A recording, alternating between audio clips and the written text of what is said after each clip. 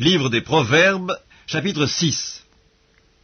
Mon fils, si tu as cautionné ton prochain, si tu t'es engagé pour autrui, si tu es enlacé par les paroles de ta bouche, si tu es pris par les paroles de ta bouche, fais donc ceci, mon fils, dégage-toi, puisque tu es tombé au pouvoir de ton prochain.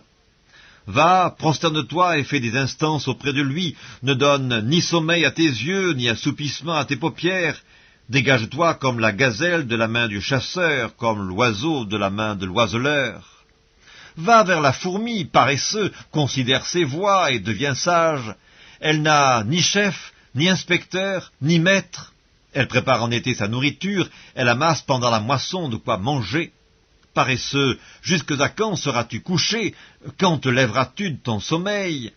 Un peu de sommeil, un peu d'assoupissement, un peu croiser les mains pour dormir, et la pauvreté te surprendra comme un rôdeur, et la disette comme un homme en armes. L'homme pervers, l'homme inique, marche la fausseté dans la bouche. Il cligne les yeux, parle du pied, fait des signes avec les doigts. La perversité est dans son cœur. Il médite le mal en tout temps, il excite des querelles. Aussi sa ruine arrivera-t-elle subitement, il sera brisé tout d'un coup et sans remède. Il y a 6 choses que hait l'Éternel, et même 7 qu'il a en horreur: les yeux hautains, la langue menteuse, les mains qui répandent le sang innocent, le cœur qui médite des projets iniques, les pieds qui se hâtent de courir au mal, le faux témoin qui dit des mensonges, et celui qui excite des querelles entre frères. Mon fils, garde les préceptes de ton père et ne rejette pas l'enseignement de ta mère. Lis-les constamment sur ton cœur, attache-les à ton cou.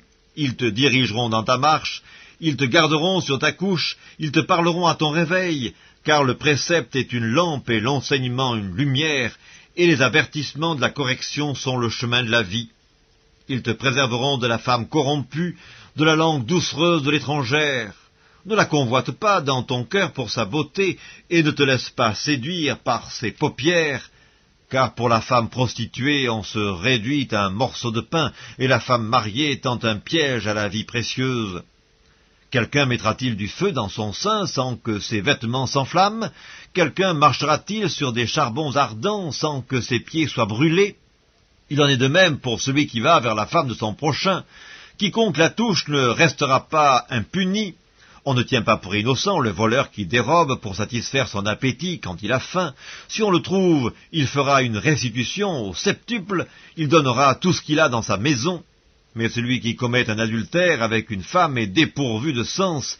Celui qui veut se perdre agit de la sorte. Il n'aura que plaie et ignominie, et son opprobre ne s'effacera point. Car la jalousie met un homme en fureur, et il est sans pitié au jour de la vengeance. Il n'a égard à aucune rançon, et il est inflexible, quand même tu multiplierais les dons.